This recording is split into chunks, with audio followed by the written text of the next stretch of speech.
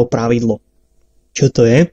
Paretovo pravidlo tvrdí, že 20% správne vybraných činností prinesie 80% výsledkov. A menšina ľudí vlastní väčšinu bohatstva.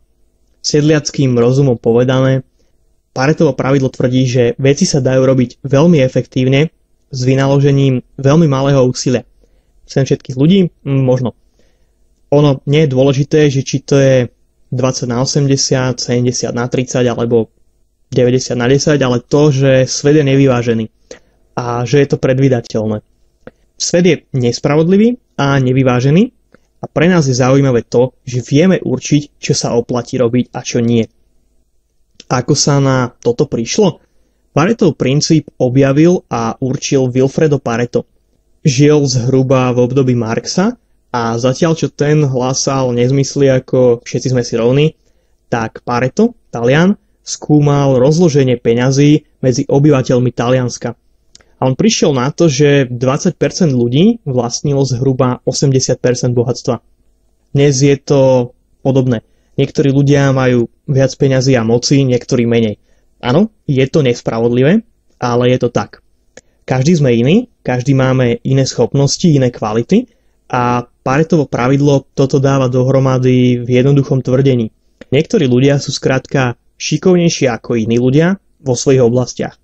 Kebyže sme boli všetci rovnakí, tak by tu bola nuda. Aké sú príklady Paretovho pravidla v praxi?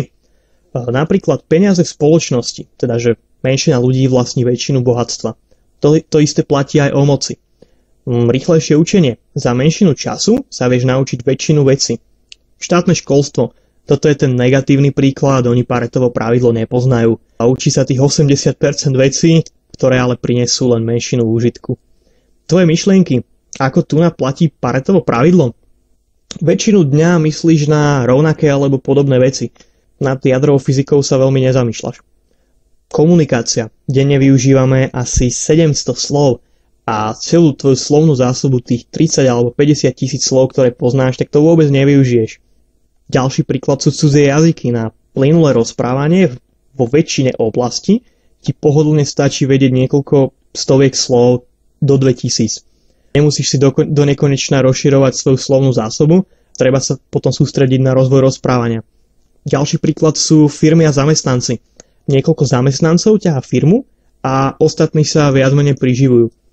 A potom, keďže nepoznajú Paretovo pravidlo, sa čudujú, že prečo tých 20% ľudí zarába viacej peňazí. Taktiež firmy a zákazníci.